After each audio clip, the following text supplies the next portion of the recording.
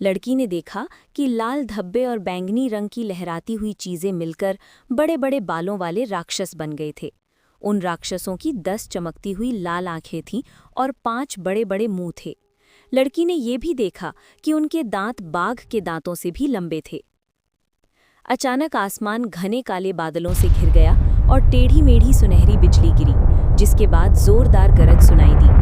बिजली उसकी खिड़की के बाहर 3 बड़े पेड़ों पर गिरी, जिससे पेड़ झुलस गए और मानो जीवित उठे।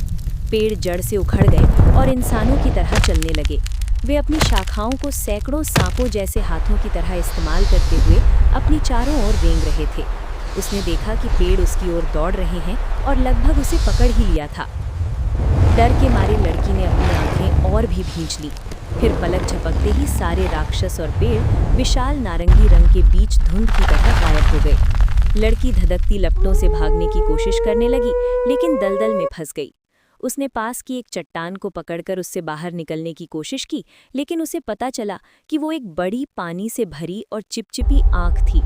भयभीत होकर लड़की ने लताओं को पकड़ने की कोशिश की, लेकिन तुरंत उन्हें छोड़ दिया क्योंकि वे वास्तव में फुसफारते हुए सांप थे। दलदल में धंसने के बाद वो वापस अपने बिस्तर पर आ गिरी, लेकिन उसे एहसास हुआ कि ये उसका बिस्तर नहीं था। उसकी चादर एक बड़ी चिपचिपी और गुलाबी जीभ में बदल गई थी, जबकि बिस्तर का ऊपरी हिस्सा एक विशाल हरे राक्षस के चेहरे में तब्दील हो गया था। उसने अपनी पूरी ताकत लगा दी और बचने के लिए छटपटाने और हिलने डुलने की कोशिश की, लेकिन वो उस चिपचिपी जीभ पर फिसल गई और सीधे उस जिन के लंबे गले से होते हुए उसके बदबूदार पेट में जा गिरी और धड़ाम से नीचे जा गिरी। वीडियो अच्छी लगी हो तो लाइक एंड सब्सक्राइब करें। Thank you.